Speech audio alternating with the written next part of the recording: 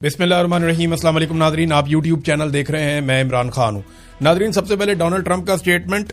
Donald Trump ने एक मरतबा फिर यू टर्न लिया है। डोनाल्ड ट्रंप ने पहले बहुत थोड़ा टाइम दिया था, 2 दिन का टाइम दिया और ये कहा कि मैं सारा एनर्जी इंफ्रास्ट्रक्चर तबाह कर दूंगा, लेकिन उसके बाद ईरान ने बताया कि वो भी इसके मुकाबले में ऐसी ही कार्रवाई करेगा और फिर उन्होंने बता भी दिया कि कहाँ कहाँ पे करेगा।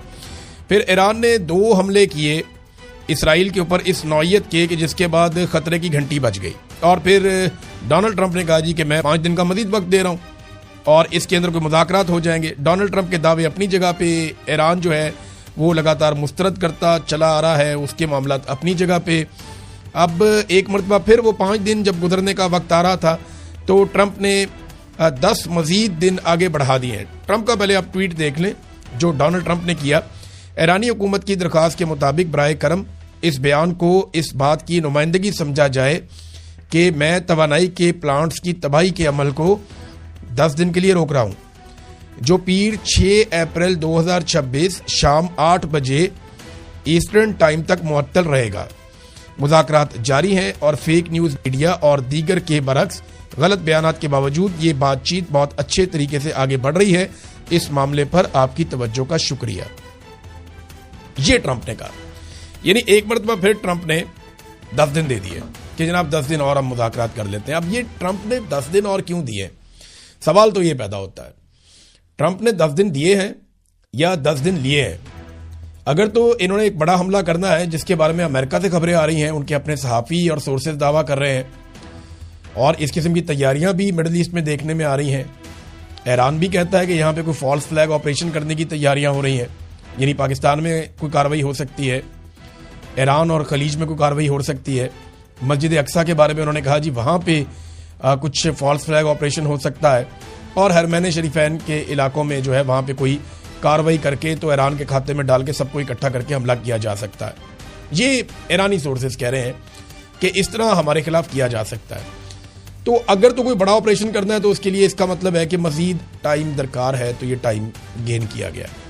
और दूसरा ये भी मुमकिन है कि जो सालसी करवाने की कोशिश कर रहे हैं ममालिक, वो अमेरिका को कायल करने की कोशिश कर रहे हों कि थोड़ा टाइम और आप निकालें, हम ईरान को मनाने की कोशिश कर रहे हैं, क्योंकि अभी तक तो ईरान माना नहीं है।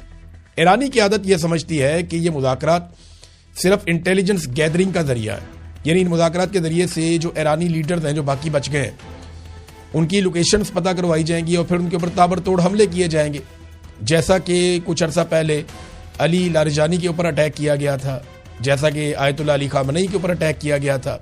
वो एक वीडियो मैंने देखी है, उसमें तो दर्जनों बम एक साथ बरसते हैं। आयतुल्लाह अली खामनेई की आखिरी तस्वीर भी मुबैना तौर पे अब पब्लिक हुई है। ये एक सीसीटीवी कैमरा के अंदर से निकली हुई तस्वीर है, क्योंकि ये ऑनलाइन डाटा कहीं और जा भी रहा होगा, तो वहाँ से एक तस्वीर जारी की गई है। और ये दावा पहले आयतुल्लाह अली खामनेई के बेटे ने कहा था कि मेरे वालिद को जब शहीद किया गया तो उस वक्त वो कुरान पाक की तिलावत कर रहे थे। तो इस तस्वीर में देखा जा सकता है कि आयतुल्लाह अली खामनेई शहीद वो एक कुर्सी पे बैठे हैं, कुरान पाक की तिलावत कर रहे हैं और सीसीटीवी कैमरा मुबैना तौर पे ये तस्वीर उनकी है, मीडिया ये चला रहा है और ईरान के मीडिया ने ये बाकायदा तस्वीर जारी की है। तो अब ईरान को ये लगता है कि बाकी की आदत को भी ऐसे ही निशाना बनाएंगे और मार देंगे। अब इससे बचने के लिए ईरान संजीदा नहीं ले रहा इन मामलात को, बल्कि ईरान संजीदा इस मामले को ले रहा है कि आपने हुर्मुज़ को खुलवाने के लिए और ज़मीनी हमला करने के लिए अमेरिकन तैयारी कर रहे हैं। उस तैयारी के खतरे के पेश नज़र ईरान ने अब तक 10 लाख से ज़ायद रज़ाकारों को भर्ती कर दिया। यानी ईरान के जितने भी फोर्सेस के ऑफिसेज हैं या जहाँ पे फोर्सेस का उन्होंने सेंटर्स बनाए हुए थे, वहाँ तांता बंधा हुआ है नौजवानों का। नौजवान आ रहे हैं बड़ी तादाद में, हमें भर्ती करें, हम लड़ना चाहते हैं, तो रज़ाकारों को भर्ती किया जा रहा है। और अब तक की इतला के मुताबिक 10 लाख से ज़ायद रज़ाकारों को मुतहर्रक किया गया है, उनकी तंजीम तैयार कर ली गई है ताकि अगर ग्राउंड के ऊपर आकर लड़े अमेरिकन फौजी तो उनके लिए मुसीबत बने।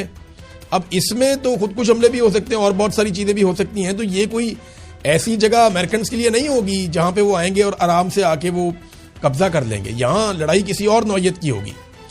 अफगानिस्तान में तालिबान के मुखालिफिन भी बहुत बड़ी तादाद में थे, यहाँ ईरान में सिचुएशन बिल्कुल मुख्तलिफ है, इनका कंट्रोल बहुत तगड़ा है, फिर इनकी हमायत बहुत तगड़ी है, लिहाजा ईरान बड़ी तादाद में लोगों को भी इकट्ठा कर रहा है। जबकि दूसरी तरफ अगर आप इसराइल की बात करें तो ये वाईनेट न्यूज़ है, इसराइल का एक मीडिया है, उन्होंने इजरायली आर्मी चीफ की एक ऑडियो लीक जो है वो जारी की है उसके हवाले से खबर, और उसमें काबीना के इजलास के अंदर जो ज़मीर है आर्मी चीफ इसराइल का, वो ये स्टेटमेंट देता है और बड़ी सख्त सूरत हाल से आगाह किया, उसने खतरात से आगाह किया है जो इसराइली फौज को इस वक्त जिनका सामना है।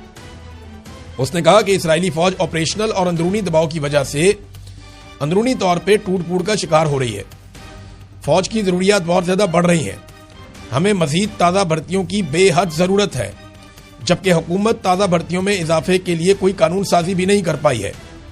ज़मीर के मुताबिक फौज अब ब्रेकिंग पॉइंट के करीब पहुंच गई है और जो इसराइली आर्मी चीफ है उसने फौज को लाक 10 बड़े खतरात का तस्करा किया है।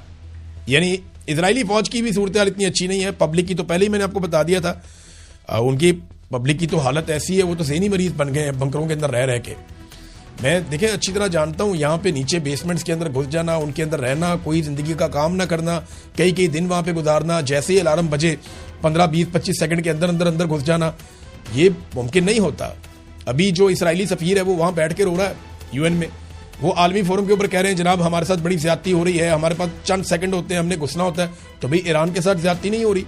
अब तक की जो इतला है उसके मुताबिक ईरान में जो लोग शहीद हुए हैं उनकी तादाद 2000 के करीब है, और जो लोग लबनान में शहीद हुए हैं, ये अभी जो जंग चल रही है इसमें, उनकी तादाद कितनी है? उनकी तादाद 1000 के करीब है। और जो लोग गजा में जंगबंदी के बाद से लेकर अब तक शहीद हुए हैं उनकी तादाद 691 है, जबकि जख्मी हजारों की तादाद में है। और इसराइल वहां पे भी 2073 खिलाफ वर्जियां कर चुका है अब तक जंगबंदी की। तो नाज़रीन, एक और दावा किया था डोनाल्ड ट्रंप ने कि मुझे तोहफे के तौर पे 10 टैंकर दिए हैं तेल के ईरान ने।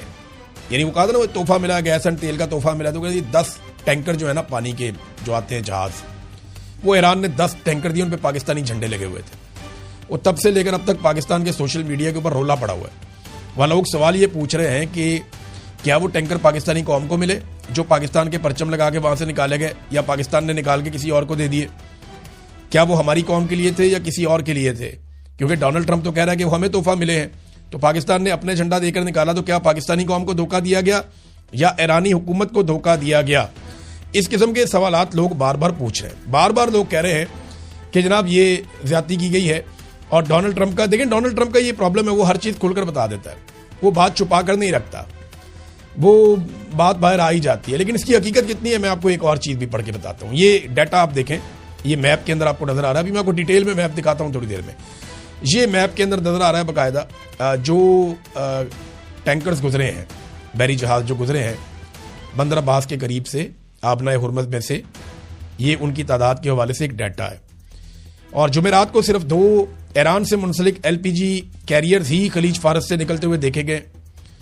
हो सकता है ये डोनाल्ड ट्रंप ने कहा ये वही हो, और पता नहीं पाकिस्तानी झंडे के हवाले से कोई तस्दीक नहीं हुई। अब तक के लिए इतनी, अपना ख्याल रखिएगा, अपने चैनल का। अल्लाह हाफ़िज़।